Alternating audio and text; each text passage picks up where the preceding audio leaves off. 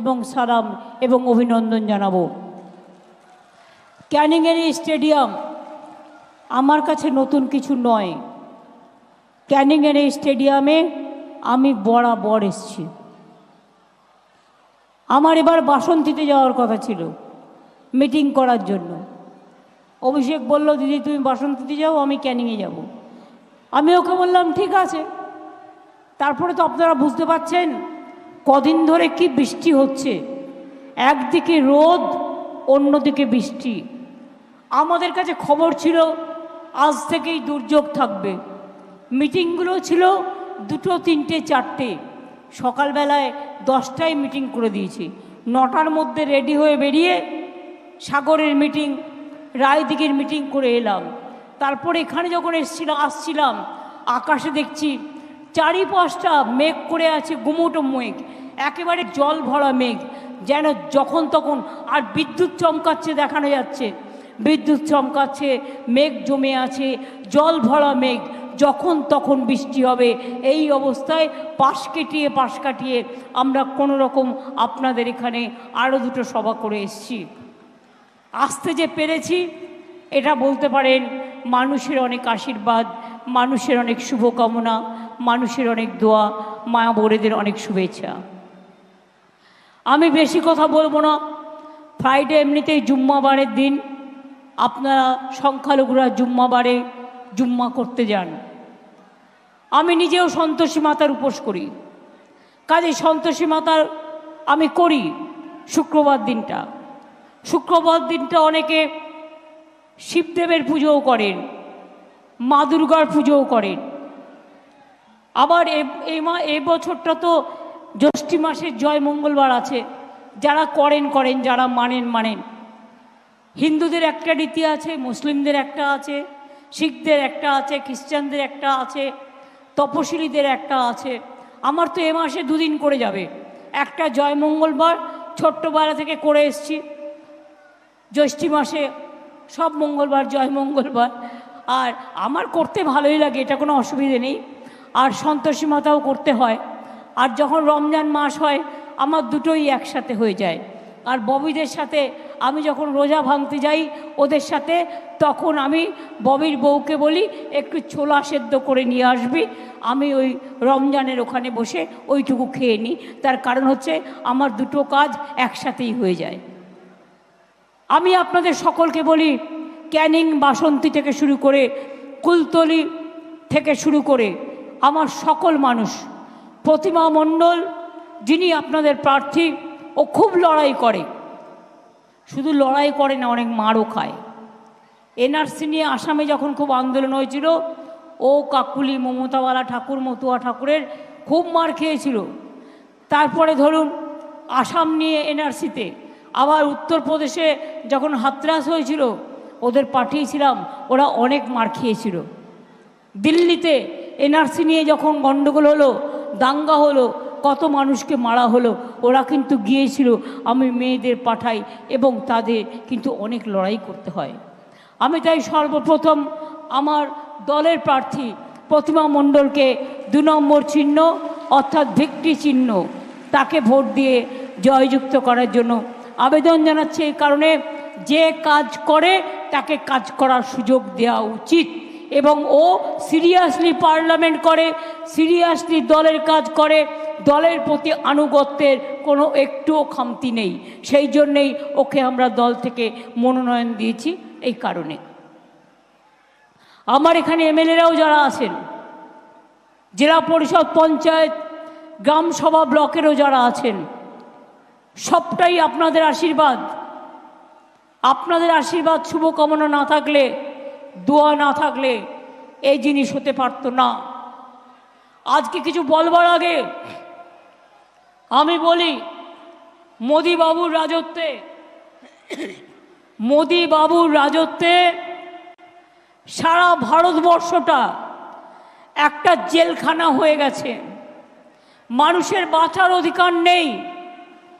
তাই আমি আজকে নজরুল ইসলামের, অনেক সময় বাংলাদেশ পালন করে 25 তারিখ, আমরা পালন করি 26 তারিখ, কিন্তু এবারে আমার মনে হয় 25 তারিখই আছে।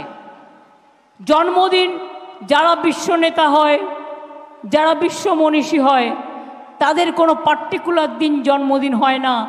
যদিও সেটা থাকে আমরা মানি, প্রতি মুহূর্তেই তাদের জন্মদিন আমরা স্মরণ করি। আমি কাজী নজরুল ইসলামের সামনে এলাম তার ভাষায় বলতে, বিজেপি আজকে সারা দেশটাকে জেলখানা বানিয়ে দিয়েছেন। বাংলা না থাকলে দেশ স্বাধীন হতো না। রবীন্দ্র নজরুল না থাকলে সেই যে গান, নবজাগরণের গান, নবজাগরণের প্রাণ এবং স্বাধীনতা আন্দোলনের প্রাণ কখনো জাগরিত হতো না। তাই আজকে নজরুল ইসলামকে স্মরণ করে বলি, কারার ওই লৌহ কপাট যেটা করেছে মোদি, ভারতবর্ষের শিকল পরিয়ে রেখে দিয়েছে মানুষের পায়ে, গণতন্ত্রের পায়ে। তার প্রতিবাদে বলি, এই শিকল পড়া ছল, মোদের এই শিকল পড়া ছল, এই শিকল পরে শিকল পরেই শিকল তোদের করব রে বিকল। এটা কাজী নজরুল ইসলামের লেখা। তিনি লিখেছিলেন, কারার ওই লৌহ কপাট ভেঙে ফেল করলে লোপাট, রক্ত জমাট শিকল পূজার পাষাণ বেদী। ওরে ও তরুণ নিশান বাজা তোর প্রলয় ভীষণ, ধ্বংস নিশান উঠুক পাষণ প্রচুর বেদী। আমি কাজী নজরুল ইসলামকে প্রণাম জানাই। কাজী নজরুল ইসলামের ভাষায় বলি, মাগো দেশে শান্তি আসুক, মোদি যা শান্তি থাক, অঞ্জলি লহ মোর সঙ্গীতে। এটা হচ্ছে কাজী নজরুলের গান। কাজী নজরুলের গান মানুষের আজকে দুফোঁটা চোখের জল। তিনি লিখেছিলেন নয়ন ভরা জল, নয়ন ভরা জল। তিনি লিখেছিলেন একবার, তিনি লিখেছিলেন, আমার যাবার সময় হলো, দাও বিদায় মৃত্যুর আগে। অনেক রকম কবিতা, শ্যামাসঙ্গীতও লিখেছিলেন, অনেক কিছু লিখেছিলেন যা শুরু করলে শেষ করা যাবে না। সাথে রবীন্দ্রনাথকে ছোঁয়াই, কবি নজরুল না থাকলে রবীন্দ্রনাথ আসে না, রবীন্দ্রনাথ না থাকলে নজরুল আসে না। তাই ছোঁয়াই বাঁধন ভাঙার গান। রবীন্দ্রনাথ ঠাকুর বাঁধ ভেঙে দাও, বাঁধ ভেঙে দাও, বাঁধ ভেঙে দাও, ভাঙো। স্বাধীনতা আন্দোলনের সময় বাঁধ ভাঙতে চেয়েছিলেন ইংরেজদের, তার কবিতার মাধ্যমে, তার গানের মাধ্যমে। আমি আজকে গানের মাধ্যমে, সঙ্গীতের মাধ্যমে, সুরের মাধ্যমে, সাধনার মাধ্যমে বলি, বাঁধ ভেঙে দাও, বাঁধ ভেঙে দাও, বাঁধ ভেঙে দাও। বিজেপির বাঁধ ভেঙে দিন, শুকনো গাঙে আসুক জীবনেরও বন্যা রুদ্দাম কৌতুক। শুকনো গাঙে আসুক, জীবনেরও জয়গান গাও, জীবনেরও জয়গান গাও, জীবনেরও জয়গান গাও। জীর্ণ পুরাতন যাক ভেসে যাক, যাক ভেসে যাক, যাক ভেসে যাক। আমরা শুনেছি ওই মা ভই, মা ভই, মা ভই। কোন নূতনেরই ডাক, ভয় করি না অজানারে। রুদ্ধ তাহারি দ্বারে, দুর্দার বেগে ধাও, ভাঙো। বাঁধ ভেঙে দাও, বাঁধ ভেঙে দাও, বাঁধ ভেঙে দাও। বিজেপিকে ভারত থেকে বিদায় দাও, রক্ষা করে দাও প্রভু। প্রাণ ভরিয়ে তৃষা হরিয়ে আরো আরো আরো আলো দাও, আরো আলো, আরো আলো প্রভু সবার চোখে ঢালো।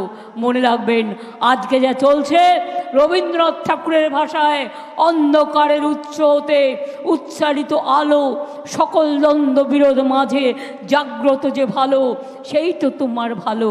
আজকে আসুন আমরা আলো জ্বালাই।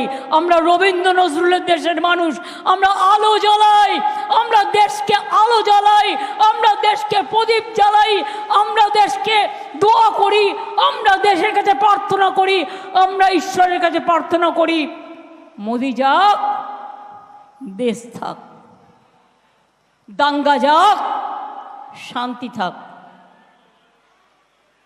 হিংসা যাক, শান্তি থাক, মোদির নাটকবাজি যাক, দেশ থাক, ভাগাভাগি যাক, দেশ থাক, ঐক্য থাক, মোদি যাক, শান্তি থাক, মোদি যাক, হিংসা যাক, মোদি যাক। বিদায় নিন মিস্টার মোদি মহাশয় বাবু। ওহে নন্দলাল, মিথ্যে বিজ্ঞাপন দিচ্ছ, বিনা পয়সায় তুমি নাকি গ্যাস দিচ্ছ, আমরা দিচ্ছি বিনা পয়সায় চাল, আর 1000 টাকার গ্যাসে ফুটছে বিনা পয়সার চাল। বাহবা নন্দলাল, বাহবা নন্দলাল, বাহবা নন্দলাল।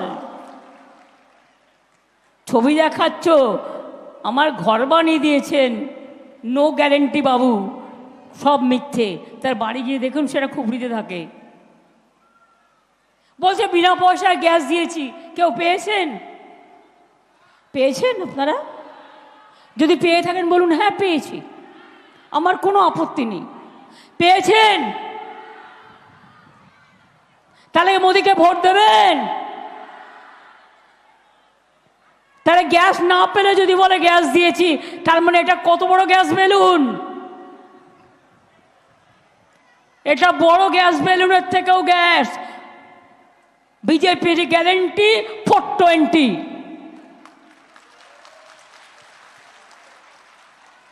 বিদ্যুৎ না দিয়ে বলছে বিদ্যুৎ দিচ্ছি। বিজেপির গ্যারেন্টি বড় 420।